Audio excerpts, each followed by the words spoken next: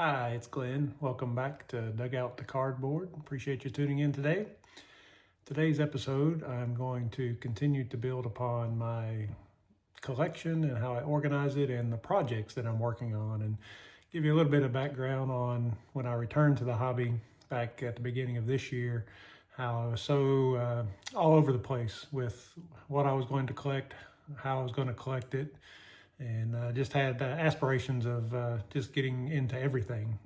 And I want to give you a little bit of the experience I went through, and maybe if there's others out there that are just getting back into the hobby, hopefully I'll be able to shed some light on a few pointers of getting back into the hobby and trying to focus your attention on certain projects instead of just a scattershot approach to everything.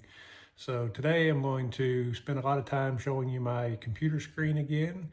I showed you TCDB, tradingcarddatabase.com, last week, and showed you how I've entered all my collection and inventoried all of my collection in that database. I also mentioned some spreadsheets, so I'm going to spend today showing you a couple of the spreadsheets that I'm working from that is a little bit more finally focused on certain projects that I'm working on. That'll give me a good opportunity for future episodes. As I start showing more and more cards, you'll understand exactly where I'm headed with some of my collection. So hopefully you'll enjoy today's episode. So let's dive right in. Okay, so hopefully you'll remember when I first got back into the hobby at the beginning of this year, spent a lot of time inventorying and organizing my collections into each brand, each year, numerical order. And then what I wanted to start on after all that was over, what I wanted to focus on was Hall of Fame players that played while I was collecting in my childhood days of the late 70s, early 80s, most of the 80s. So what I did is I went out to the Baseball Hall of Fame website, basically scrolled through all of the players in the Hall of Fame and made a list of the players that would have had cards during late 70s, early 80s, or late 70s, the 80s and early 90s time frame. So I came up with this list, alphabetical order, so you can see players like Alomar, Bagwell, Baines, Bench, Biggio. There were, let me see, double check here. There were 63 of those players. So made a spreadsheet, again using TCDB to organize all my cards and inventory all my cards, but this was going to be more focused on the Hall of Fame player runs. So what I did is list the players down the page, and across the top in the columns were the years and the brands. So 1970 tops, 71 tops, 72 tops, 73 tops, all the way to get into the 80s where you've got 81 Topps, Donruss, and Fleer. Didn't include some of the minor sets. As you can see, as I get over to 1989, I added Upper Deck, but did not include Bowman. Don't have score in here. This again was kind of base card driven for the major releases. So you can see a lot of colors on the screen. So basically what I did is I went through and conditional formatted this entire table here. And if a player did not have a card in that year, so let's just take George Brett for an example, this row right here. George Brett in 1970 did not have a card, right? His rookie card was 1975. So right now I've got an N in this column here saying I do not have George Brett's 1975 card. These years are years that he did not have a card, so black those out with conditional formatting. If there's no text in there, a Y or an N, then it just turns black. And if there is a Y in the column, it turns green. It means I have the card. And if there's an N in the column, it's not filled in with a color, and it means I don't have the card. So you can see George Brett, I don't have 75 or 76 tops, but scrolling after that, I've basically got every card from Brett. 77, scroll all the way to where I started collecting. My collecting days started ending in the early 90s. All the way here. So I've got all of his cards except for one 1990 Upper Deck George Brett base card that I'm missing. And then obviously post 92, still have lots of gaps post 92. But that's what I did, created this spreadsheet and made sure I entered it appropriately based on my inventory. And you can see the orange color coding on the ends here, these four that I'm clicking on. those are cards that I've got orders in for and have paid and are just waiting on delivery. So I've got a 1970 Rod Carew card that is on its way here. And as I get some of my mail days on the site soon, you'll see me opening up some cards. And you know, what my first step is to obviously get the cards protected, but then come over to these spreadsheets that I've got, this one plus another one you'll see later, and enter those there, and also follow up and finish up with putting those in the TCDB database. So this was my first run of players, 63 players, Hall of Famers that played during my childhood collecting years, and just tracking what cards I have and what cards I don't have from 1970 up till 1992.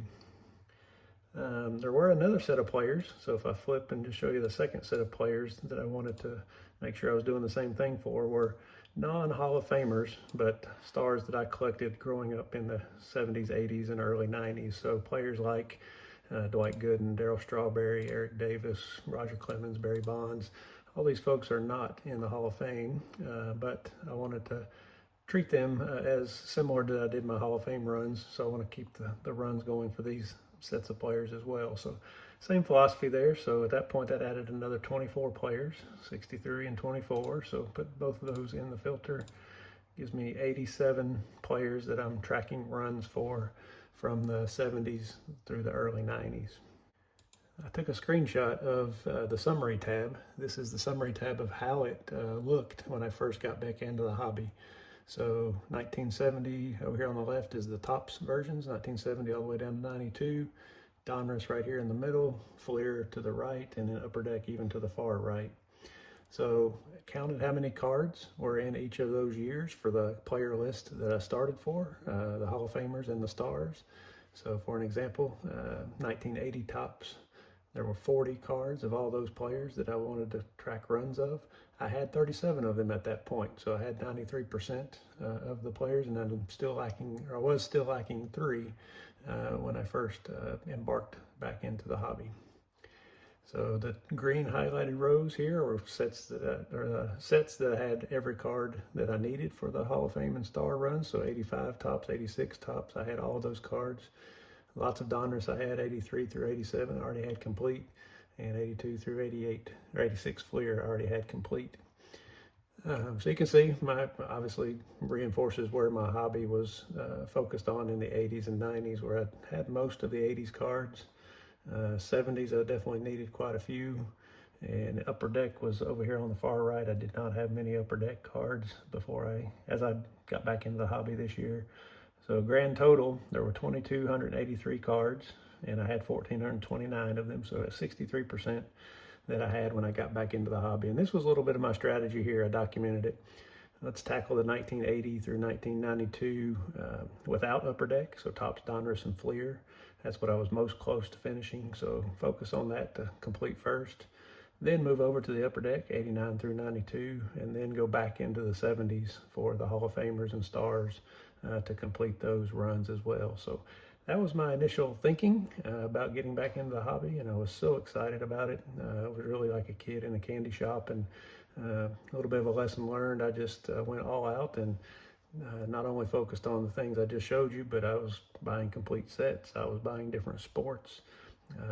I'll flip it around just to show you some cards that I did buy as I first got back into the hobby this year. One of the things was basketball. I didn't live it myself. Michael Jordan was my hero growing up, playing basketball and having posters on the wall of him in my room at home in my college dorm. So he was a big idol of mine. So I went back in and started collecting as many Michael Jordan cards as I could. This is an example of one. Fleer card, 1990-91 Fleer card. So I was buying a lot of Michael Jordan cards off of eBay when I first got back into the hobby. Football, did not have many football cards, but went ahead and started trying to find some good deals on some football cards. This is Peyton Manning's rookie card from Stadium Club. Again, not a real expensive card, but I think I got this one for 10 bucks, something like that. And then my second graded card I ever owned was a football card. Again, just looking for good deals online. Found this Earl Campbell rookie, 1979 tops. Earl Campbell, graded a 6, and this was when I just was learning about the grading, and again, just stumbled upon a really good deal on this card and went out and got it. And then back to basketball. The WNBA is becoming a lot bigger, so I dabbled in that a little bit as well. Bought a Caitlin Clark rookie card, Prism, green version. $15, $20 card, something like that roughly when I got it. And then just recently, Paige Beckers. This was her first year this past year, so got her one of her rookie cards from Panini Prism as well, or Panini. So as I said, I was going all across all sports. And then another thing I did was look at complete sets. So I bought this complete set, 1991 Upper Deck complete set. Basically what I was doing there was, as I was starting to fill in these player runs, I needed 1991 Upper Deck. I needed 53 of the 54 Hall of Famer and star cards to complete the Hall of Fame or star runs. And I found out it was a whole lot better to buy the complete set, a whole lot cheaper to buy the complete set as opposed to buying every individual card for, even a quarter or 50 cents. Reasonable prices, but when you buy 50 of them, that adds up to a number that is bigger than what you could buy the complete set for. So I also ventured into the complete set realm when I especially looked at Upper Deck and some of the late 80s, early 90s Donruss and Fleer. So I was, again, just like a kid in a candy store, just trying to find anything and everything that I needed or didn't have, and just went all out. So that was a little bit of a lesson learned. I've tried to focus my attention here to a couple of the next things I want to show you on the spreadsheet. So what I did then was move to the third group of players, which were more recent players, right? So these are players that did not play while I was collecting in the 80s and early 90s. They all had their first cards in the mid to late 90s or even early 2000s. So people like, these are Hall of Famers, Adrian Beltre, Roy Halladay, Todd Helton, Derek Jeter, David Ortiz, Mariano Rivera. So I added them to the mix, and you can see they obviously didn't have any cards in the 70s or 80s. Scroll all the way over here to the right, even through 92. So just, again, built a spreadsheet to show what cards they did have, and then slowly but surely, I've only got a couple of these. I've got two 1993 Topps cards, one for Trevor Hoffman and one for Derek Jeter. So that was kind of the next wave of people I wanted to keep track of. And then finally the vintage bug hit me. So what happened here obviously is as I got more and more involved, I got more and more interested in looking back into the 50s, 60s, and 70s. So went back to the Hall of Fame website, just started listing other players that would have 50s, 60s, and 70s cards, and came up with another 47 players. People like Hank Aaron, Ernie Banks, Clemente, George Kell, Sandy Koufax, Willie McCovey, Tony Oliva, Pee Wee Reese, some of the early ones, Jackie Robinson, of course. So added all those to the mix, and again, same spreadsheet, just showing you what cards I have and what cards I don't have. So a good example is Tony Oliva, right? I didn't have any cards of him before I started back into the collection hobby at the beginning of this year, but now I've got from 1970s, I've got the 71, 72, all the way through 76 Tony Oliva cards. And then with these players, I needed to go backwards further than 1970. So just to show you, I went all the way back to the 1939 Play Ball release. So 1939, not too many people in this group that have those cards, but you can see there's one card, Ted Williams, 1939 Play Ball, that I don't have, probably won't have, based on the cost of that card. But again, just a way to track it. So, come over here and look at 1954 Topps. Which ones I don't have? There's a lot, right? 16 that I don't have, almost everybody, but I do have 1954 Topps. I've got a Larry Doby and a Monty Irvin. I think I've shared those cards with you in previous episodes. So That's the purpose of this spreadsheet, is just to continue to build on all these players. And then one more group of people that I added in here were the Hall of Fame managers. So these folks are all Hall of Fame managers that managed during my childhood collecting days, 80s, early 90s. So did the same thing with them for their playing days cards if they played, and also their managerial cards as well. So, again, scrolling back over to some of the more 80s versions of these cards, there's still a few that I've got coming my way in the mail soon. And I've still got some gaps. Looks like 79 tops. I've got quite a few gaps. A lot of the manager cards are on team cards. Again, not very expensive cards, just not my focus right now. But this gives me one-stop shop for all those groups of players and managers in the Hall of Fame and stars that I want to add to the list. So where does that starting point look like today?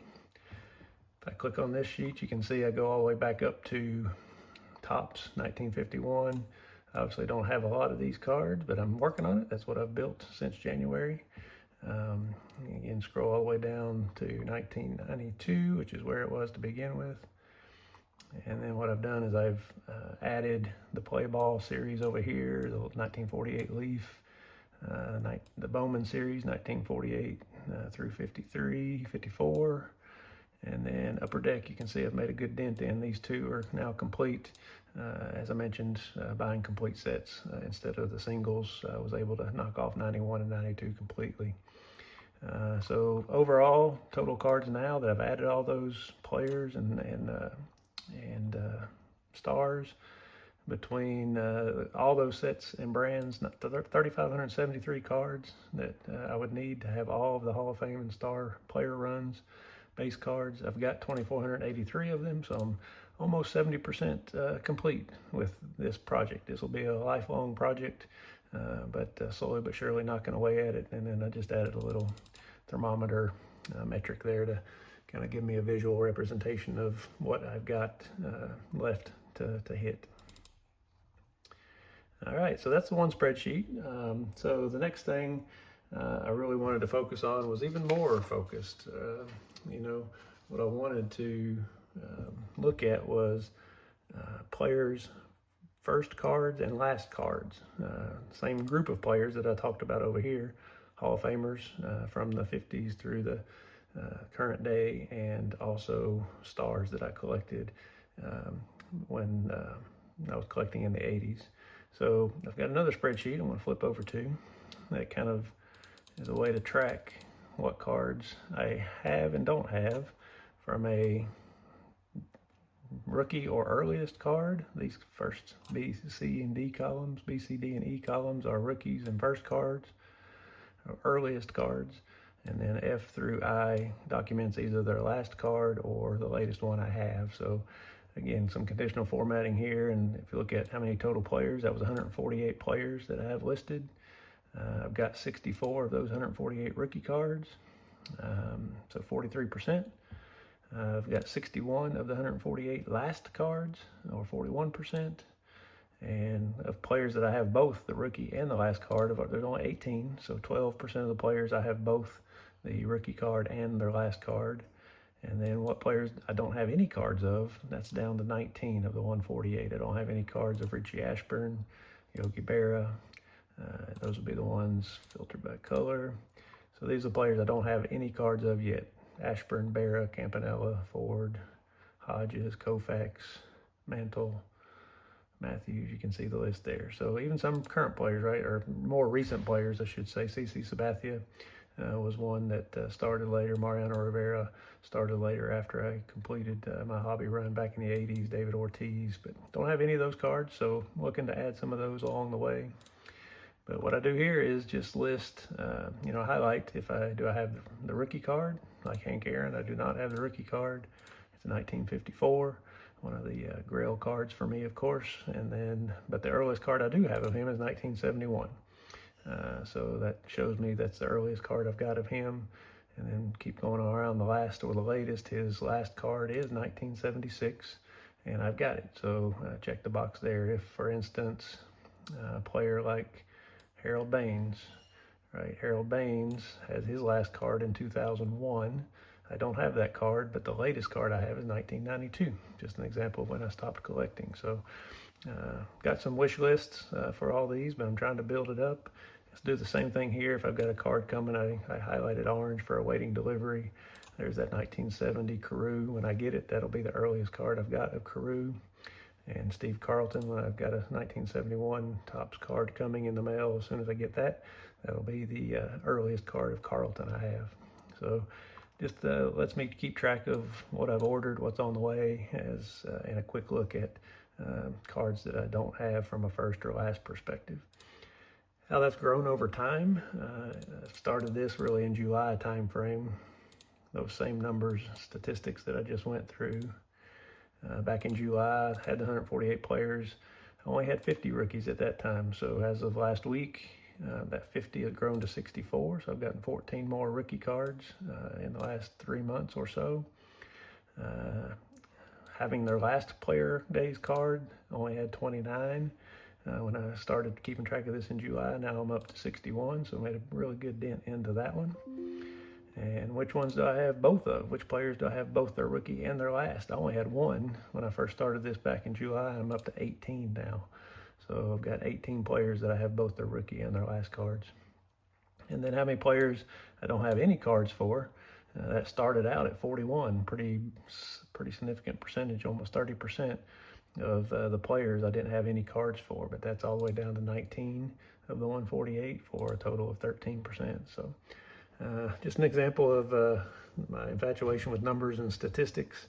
Definitely love these spreadsheets, and it's very fun and fulfilling when I get something in the mail to go through the process of opening up, look at the cards, protect the cards the best way I can, and then come to these spreadsheets and databases and enter them in. So probably wouldn't make everybody happy, not a lot of fun for some, but I take a lot of joy in it.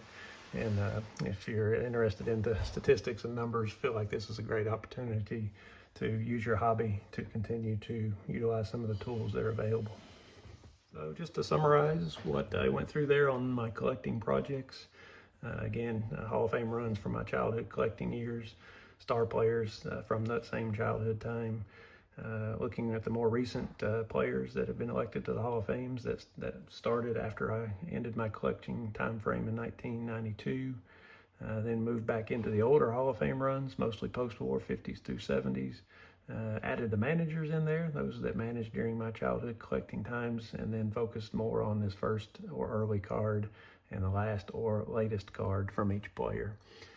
That's really helped me focus my attention. I've kind of stopped looking at any basketball cards, stopped looking at any football cards, really just focused on, these things here, Hall of Fame runs, first and early or late and last cards.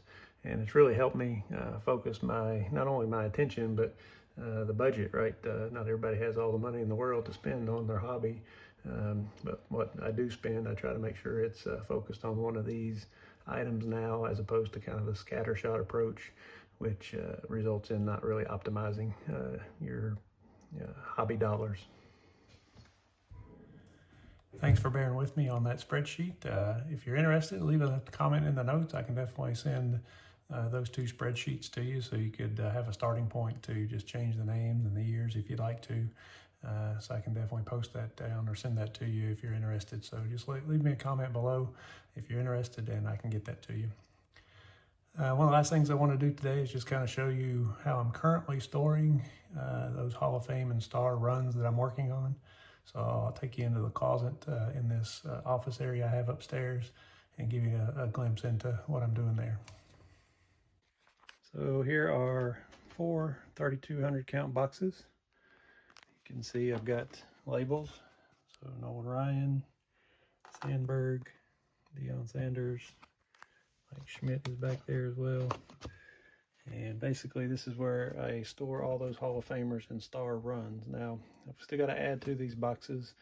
As I moved into the 50s, 60s, and 70s, I didn't have tabs in place for some of those older Hall of Famers. So still, I'm just collecting those kind of in this section here. Somebody like Billy Williams. Did not have a label yet for Billy Williams, so I'll get those created and put into these boxes. Probably going to need another box as well.